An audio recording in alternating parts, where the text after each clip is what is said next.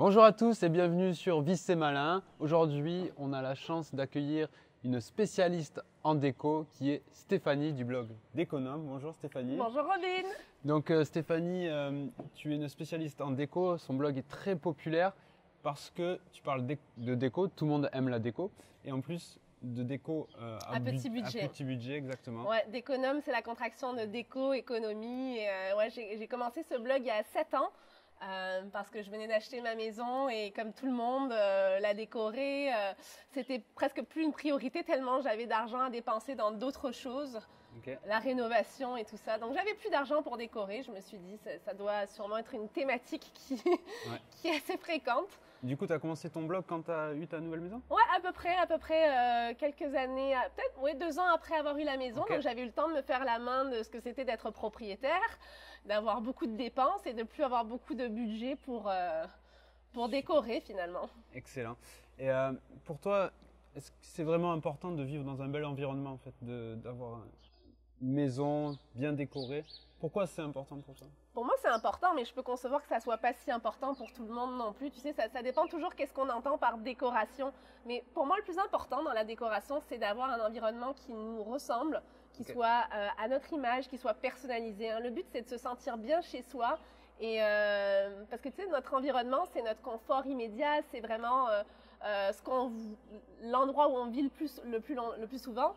Donc oui, c'est important de le mettre à son image, mais je peux tout à fait concevoir que pour certaines personnes, ça soit pas une priorité. Un peu comme la mode. Il y a des gens qui aiment la mode, puis qui ont besoin d'être bien habillés parce que ça les fait se sentir bien.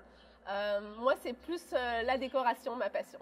Non, c'est vrai que c'est important quand même de vivre dans un bel environnement. Tu rentres chez toi, tout est propre, tout est beau.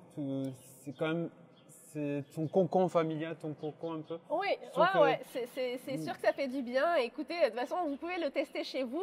Faites une petite thérapie, vous rangez tout, vous sortez tout, vous repeignez en blanc, puis vous allez voir que vous allez vous sentir déjà beaucoup mieux.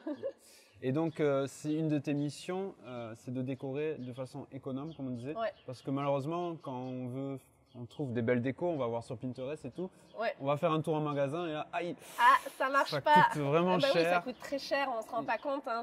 Enfin, à moins d'être confronté à devoir aller acheter tous ces éléments de déco, c'est sûr que tout de suite, ça va monter à plusieurs milliers de francs d'euros.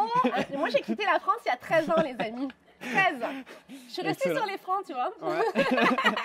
Bon, si vous avez encore des francs, apparemment. Donnez-les-moi. Non, mais milliers de dollars, mais bon, voilà, milliers de dollars, milliers d'euros. Mais honnêtement, on est capable de faire beaucoup de choses avec un petit budget. Parce que je pense qu'il y a beaucoup de choses qu'on peut faire soi-même aussi. On n'est pas toujours obligé d'acheter dans les magasins pour avoir une déco à son image.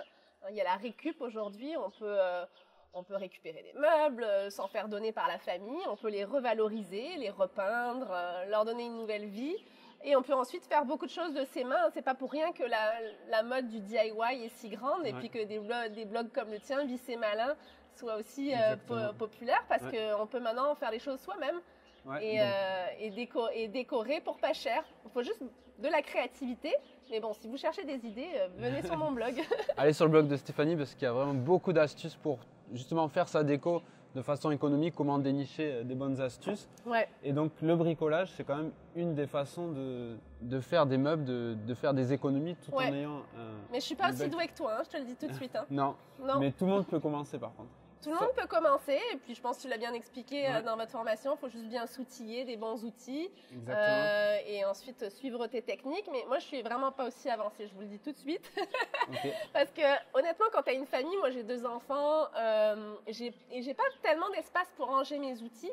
C'est rare que je me lance dans des gros travaux de fabrication de meubles. Moi, je reste dans des choses plus simples, plus petites, peindre une chaise, tapisser le fond d'une étagère avec du papier peint, qu'est-ce que je fais d'autre? Décaper des portes, des petits projets, mais j'ai jamais construit de meubles, je te dirais.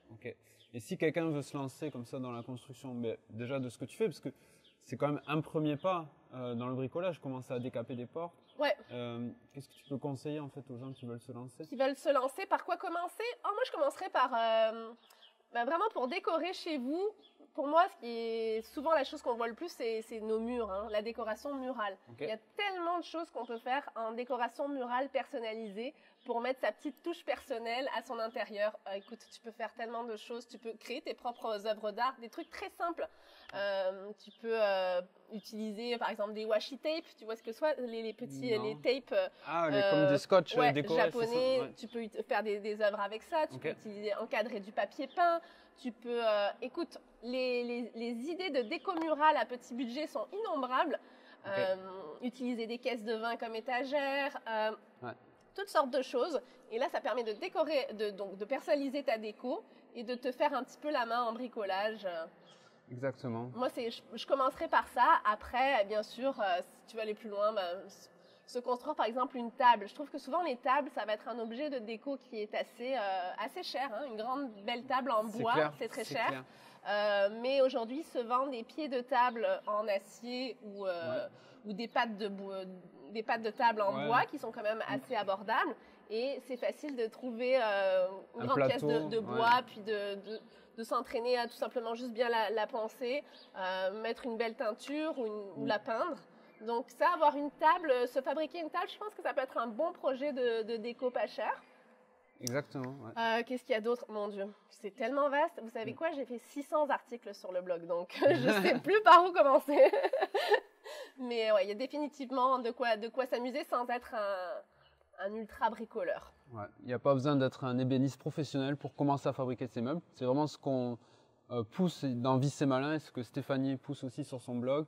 Vous pouvez commencer, par exemple, pour une table, faire quelques découpes seulement, vous entraîner pour la première fois à couper avec une scie circulaire. Il n'y a pas besoin d'être un expert en ébénisterie pour faire ses meubles. Moi, ce que je fais aussi souvent, c'est que j'ai pas forcément tous les outils que toi tu as. Hein. J'ai une scie circulaire, mais j'ai pas de banc de scie, donc déjà ça va pas très bien. Une scie circulaire. T'as pas de scie circulaire? Si, j'ai une scie circulaire. T'as pas de banc de scie? J'ai pas de banc de scie. Ok, bon. Donc tu me rassures. Mais parce que je me dis pour couper sur des grandes distances, etc. Donc moi, des fois, je vais dans les centres de bricolage. Exactement. Je leur fais couper mon bois. Donc, non, mais tu vois, moi aussi, je le fais. Tu le fais aussi. C'est une super astuce. Justement, en plus, quand on a des voitures, on n'a pas des camions tous. Donc, on va acheter une planche de contreplaqué. Exactement. On le fait découper en magasin. Voilà. Et on a la bonne distance. Tu vois, là, je vais faire mon potager de jardin. Je pense que mes planches de cèdre, je vais mesurer de quelle taille j'ai besoin. Je vais les faire couper sur place. Et je vais pouvoir les rentrer dans ma voiture et j'aurai pas besoin de tout couper ici. Donc ça, c'est une bonne astuce. Alors vous voyez qu'on n'a pas besoin d'avoir tous les outils pour bricoler. Donc Stéphanie, il y a une question que je me pose, c'est comment tu as commencé à la décoration? D'où t'es venue en fait cette passion de la déco? La passion de la déco. Écoute, c'est venu au fur et à mesure, mais je te dirais c'est très amusant parce que j'ai aucune formation en décoration. Ah ouais? Ouais. Mais je l'ai déjà dit aux gens, les gens le savent peut-être. Moi, je suis française à l'origine et j'ai étudié en sciences politiques et en relations interculturelles. Bon, de fil en aiguille, je suis arrivée au Québec et j'ai eu l'opportunité, il y a de ça 8 ans, de travailler pour un magazine de décoration comme journaliste et styliste. En fait, on dit recherchiste, c'est-à-dire trouver les projets. Mais styliste, j'avais vraiment aucune formation. Et je l'ai apprise sur le tas. Et c'est vraiment en pratiquant le métier de styliste. Donc styliste, je vous explique un peu, c'est quand on fait des photos de décoration pour un magazine. Moi, j'apporte les accessoires et je m'assure que la photo soit digne d'un magazine. Alors, c'est beaucoup de la direction photo, c'est beaucoup de la mise en scène un petit peu. Mais c'est comme ça que je me suis vraiment intéressée au monde des magasins de décoration, ce qui existait sur le marché et que j'ai appris finalement ce métier de styliste et qui m'a emmenée à vouloir en savoir plus. C'est là que j'ai créé le blog et que j'ai vraiment approfondi la décoration. Mais j'ai toujours aimé ça. Ça, c'est sûr que j'ai toujours eu... une passion à la base? Oui, j'ai toujours eu un goût. Mais tu sais, j'ai beaucoup de passion. J'adore la déco, mais j'aurais pu faire un blog de voyage aussi. C'est aussi une grande passion. J'ai fait un tour du monde quand j'avais 22 ans. Ouais. Donc, mais maintenant je peux plus voyager parce que j'ai des enfants et que c'est plus possible de voyager. Mais quand on a un travail, des enfants, disons que je pourrais pas l'alimenter aussi régulièrement qu'un blog de déco. Bien sûr. Mais Et on peut voyager aussi avec sa déco. Écoute, c'est mon rêve. Ouais. Voilà. Moi, aller visiter les maisons du monde, au Pérou, en Asie, invitez-moi, j'arrive. Excellent. Je vais vous faire des reportages. Si vous êtes au Pérou. Voilà, vous m'invitez. Non, ça c'est franchement, tu vois, tu me demandes, ça serait quoi un rêve? Ça serait d'allier la décoration et ma passion pour les voyages. Excellent. Je te le souhaite de tout cœur. On sait jamais. En tout cas, tu prouves une chose, c'est qu'on peut commencer, quand on a une passion, on peut commencer on peut y arriver, Ouais. même si on n'a pas, soi-disant, les études pour faire ceci ou cela. Donc n'importe quel domaine, que ce soit du bricolage ou autre chose, si vous avez une passion, allez-y à fond, parce que Stéphanie est l'exemple parfait. Elle adorait la déco et finalement… J'ai réussi à en vivre dans ce domaine, effectivement. Donc, super. Merci Voilà. Stéphanie. Et toi, c'est quoi ta passion à la Moi, je suis base? passionné par le bricolage. Oui. Pas seulement, aussi les voyages. Donc, c'est sûr que ce serait un rêve, moi aussi, de pouvoir Eh comme ben, ça on voyager va les dans le monde. voyager, on va les les construire voyager. des maisons et les décorer. Exactement. Qu'est-ce que tu en penses? Est-ce que ça vous tente? Vous nous suivez dans le délire hein? Faut qu'on trouve un nouveau nom, par contre. Voyager, fait- décorer, malin. Ouais. Voyager, décorer, malin. Voilà, c'est ça. Bon, vous nous dites en commentaire quel nom on peut choisir pour cette mission. Excellent. Voilà. Donc, merci Stéphanie pour cette petite interview. Si vous voulez toutes ces astuces déco, rendez-vous sur Déconome. Ouais, puis il y a même, j'ai un e-book que je vous donne gratuitement qui s'appelle mes 10 meilleurs trucs pour décorer sans se ruiner. Honnêtement, il est assez complet, alors en allant sur mon blog, vous allez le trouver. On va mettre bien sûr le lien en description. Voilà. Donc, merci Stéphanie. Merci pour l'invitation. Ouais. Et d'ici là, bon bricolage à tous. Merci, bon bricolage. Bye. Bye bye.